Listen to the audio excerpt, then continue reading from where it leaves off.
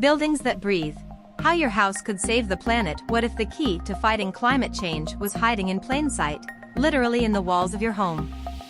A groundbreaking study published in Science on January 9, 2025, by researchers from the University of California, Davis, reveals that building materials like concrete, bricks, and wood could store a staggering 16.6 billion tons of carbon dioxide, CO2, annually. That's roughly half of the CO2 emitted globally in 2021. Move over, trees, buildings might just be the new carbon heroes. The carbon-storing superpowers of building materials. The study, led by Elizabeth Van Roijen and her team, explores how everyday construction materials could be transformed into carbon sponges.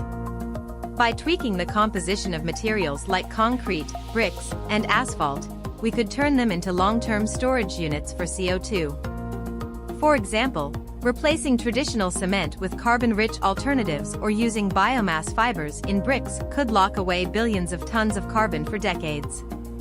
The secret lies in two key factors: the sheer volume of materials we use and their longevity. From 1900 to 2015, the world produced nearly as much building material as all the food, feed, and energy resources combined. And since buildings stick around for decades, or even centuries, they're perfect for storing carbon long-term. How it works. From carbon villain to carbon hero. Currently, building materials are part of the problem. Cement production alone accounts for about 8% of global CO2 emissions. But the study shows how they could become part of the solution.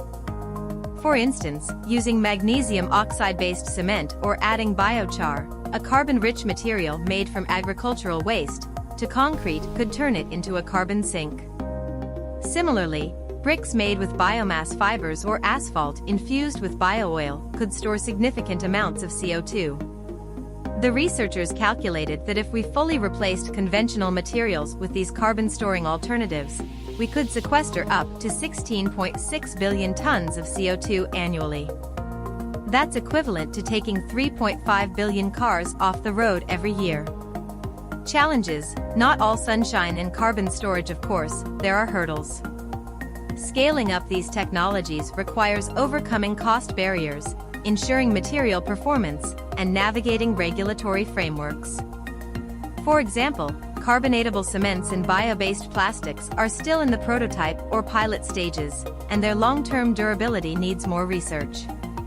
Plus, sourcing raw materials like agricultural residues or mineral waste could compete with other industries, such as energy production or animal feed. But the potential rewards are enormous. Companies like Solidia Technologies and Blue Planet are already pioneering carbon-storing concrete and aggregates, while others are exploring bio-based plastics and bricks. With the right policies and incentives, these innovations could become mainstream. The bigger picture, a greener built environment. The implications of this research are massive. By 2100, the built environment could store over 1,200 billion tons of CO2 if we implement these changes by 2025. That's more than enough to meet the Intergovernmental Panel on Climate Change's targets for limiting global warming to 1.5 degrees Celsius or 2 degrees Celsius. But this isn't just about saving the planet, it's also about creating jobs, stimulating local economies, and reducing reliance on fossil fuels. Imagine a world where your home not only shelters you but also actively fights climate change. The future is built on carbon. The study opens up a world of possibilities for architects, engineers, and policymakers. By reimagining the materials we use to build our cities, we can turn the tide on climate change. So, the next time you walk past a construction site, remember, those bricks and concrete could be the unsung heroes of the carbon revolution.